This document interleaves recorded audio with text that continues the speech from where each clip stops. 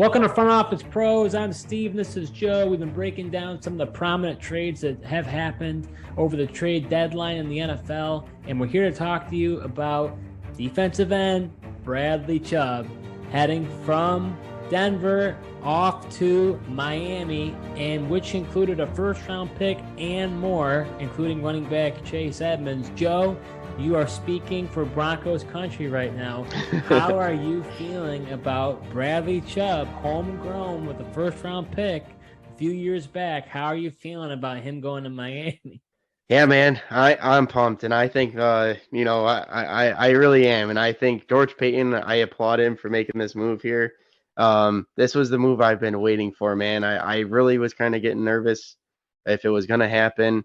You told me that Jordan Schultz report saying that Payton might be holding out for multiple first round picks, which I thought he was crazy because I was ecstatic last night watching Monday Night Football, the countdown show, and Adam Schefter's mentioning that there's teams out there that are willing to involve a first round pick in a package for Chubb. And that was crazy to me. The fact that we got a first round pick, they throw in Chase Edmonds as well as a little bonus. And for a guy, I know I speak for most of Broncos country here, been very disappointed with Bradley Chubb, not only with his injuries, but just the production on the field. I mean, besides his rookie year, he isn't a double-digit sack guy. Started the year off really well here, but hasn't had a sack in the last 3 games. Feel like he just hasn't quite fit what the Broncos wanted. He's more of a power guy. They have so much depth at edge rusher. I didn't see how they were going to be able to pay him and guys like Draymond Jones, especially after allocating so much money to Randy Gregory this offseason at the edge rusher position as well. So, yeah, I couldn't be happier with this move, man. I really was feeling like Chubb was a kind of a bust pick for us. So to be able to move on from him and still get a first round pick that we, gain one back after this Russell Wilson trade, I mean, it's absolutely huge. Yeah, that first-round pick being a San Francisco 49ers pick, with honestly with the McCaffrey trade, I wonder if 49ers could be the team out of the NFC, so it could be a later pick. Yeah, but a first round pick is better than no first round pick, man. Still got a chance at a blue chip player either way. So no matter where it is, I know it could be later. Bronco country, we're rooting against the 49ers now. Um, but yeah, like I said, at least they're gonna have a pick in their first round, and that's all that matters.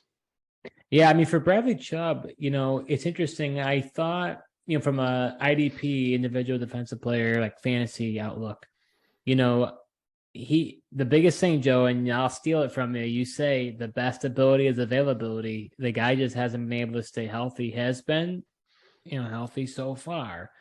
Going over to Miami, I felt like he might be more of a fit for the 4-3, but Miami's not the 4-3; they're 3-4. So he's still staying in a similar system.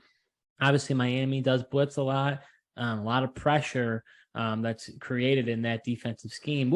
I just will be curious to see how that goes. I mean, he's now the premier pass rusher for that team. Obviously, they drafted Jalen Phillips. I don't think he has been as good as they had hoped. Obviously, they've got the veteran in, Melvin Ingram.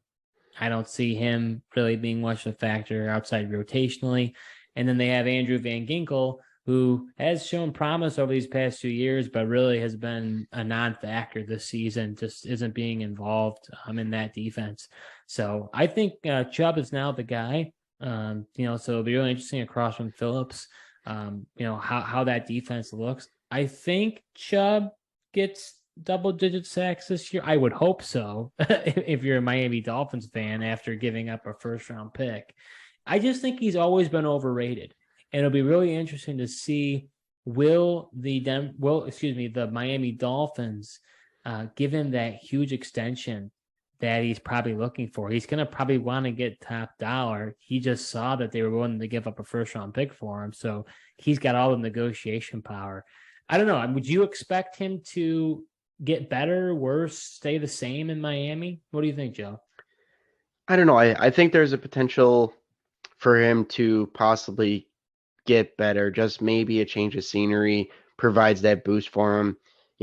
Broncos season, with him, he's never really seen a successful season with the Broncos.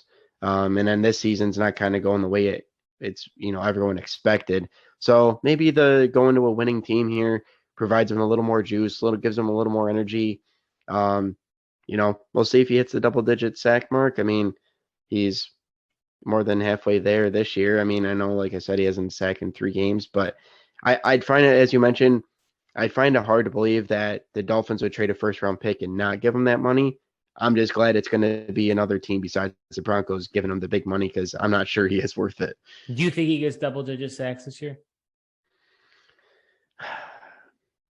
I'm going to say no.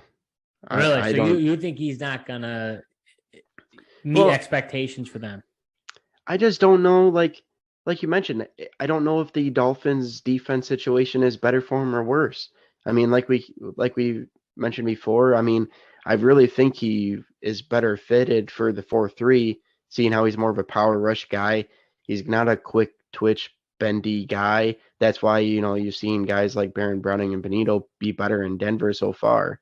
Um, yeah, I just don't know. I mean, I know, you know, there is potential that the Dolphins have better interior guys than the Broncos as far as like a pass rush standpoint. So maybe if there's more pressure up the middle, and guys go backwards and he kind of can meet them there. But just I don't know. It's tough this that's why I'm not sure if he does because it's just Denver's defense is not the problem and it's pretty good and still was struggling to get the sack numbers there. Just don't know if he does in fact get better for Well, him in Miami. and there's definitely some good interior pressure with the Broncos too. I mean, you've got DJ Jones, you've got Draymond Jones. I mean, obviously with Miami, you've got Christian Wilkins too. So it's not like he's going to a defensive line that has nobody. Wilkins is one of the best defensive tackles in the league. Yeah, that's where I knew Wilkins was there. I mean, I know Draymond Jones gets pass rush. DJ Jones is more so known as a run stopper. He does have some ability to rush the passer, but Wilkins I think is more of an elite guy at that. So that's why I was saying maybe Wilkins helps him a little bit in Miami more, but just tough to say. I mean, like you said, other than him, they got Jalen Phillips and Melvin Ingram who came out of the start of the year off really hot. Oh I yeah. haven't seen him too much of him recently, but um, yeah, we'll see. I just don't know if it's tough to say which situation is better for him going forward. Like I said, maybe I feel like he knew his there was a lot of uncertainty for him heading into the season with the Broncos, whether he was going to finish the season with the Broncos or get traded. Now that he's been traded, the questions are gone, and maybe being with a winning team here provides him a little more juice. Now, how about with the Broncos side? I think is the main beneficiary now that Chubb is gone. Who's going to get that playing time, and do we expect someone to really do well in Denver? Well, I mean, Baron Browning, when healthy, looked very good. He's got I believe it's a wrist issue now, that wrist and hand that's kind of bothered him. He's on the IR. Saw more of Nick Benito this past game against the Jaguars. He actually looked pretty good. He was starting to put a lot of pressure on Trevor Lawrence in that game. So he definitely is a potential benefactor moving forward here. And then, tough to say. I mean, they got so many guys with Randy Gregory when he comes back too. Just yeah, it'll definitely be interesting. I mean, I think I'd have to say Browning and Benito right now with Chubb's absence. Those would be the guys I'd look for. Yeah, I mean, honestly, I'm kind of intrigued by Benito because he just hasn't gotten that opportunity. I feel like as much as he had, and he is the first draft pick for that new regime of Hackett and Peyton, right? I believe he was their second round pick this year. Correct. Yeah. Yeah. So, I mean, obviously, for him to be the first player for them to take, obviously they traded their first rounder for Russell, but, I think that does bode well for him. I just wonder if it's going to be a mix. I think it's going to be a rotation of Benito, like you mentioned, Baron Browning. You've got Jonathan Cooper, who has shown flashes, from time to time.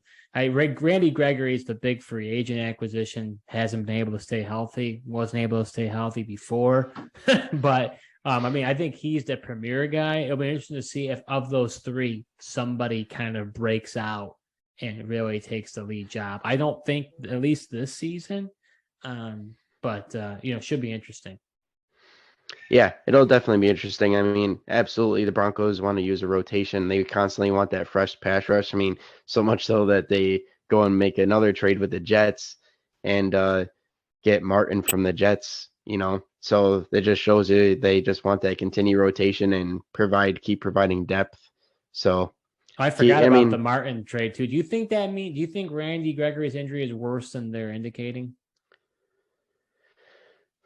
could be. I don't know. That's tough to say. I mean, I definitely think I don't, Martin I don't think is going to be pushing anybody for starting time. He's only a guy that's played about 20% of snaps for the Jets this year. It's definitely more of a rotational bench ad, and then I think he's a halfway decent special teams player as well. So They gave up like a fourth rounder for him though. yeah, I yeah. mean, that's not like nothing. I mean, that's a decent amount to give up for a guy. Yeah, it is true. I mean, that like you mentioned, it very well could. I mean, they're a little more concerned about Randy Gregory, but should have been concerned about him before they gave him all that money this offseason too. I didn't quite understand that either, but to each their own, I guess. That's right. Well, that's our breakdown of the trade of Bradley Chubb heading over to Miami. If you enjoy this content, we encourage you to like and subscribe to our channel. Hit that notification bell. We create several videos on a weekly basis. And if you have comments, send them our way. Do you agree with me and Joe about our analysis with the Bradley Chubb trade, or do you disagree? Let us know. And, we encourage you to watch the rest of our videos. We did a couple of videos for reaction to the trades. So thank you for watching, and until next time.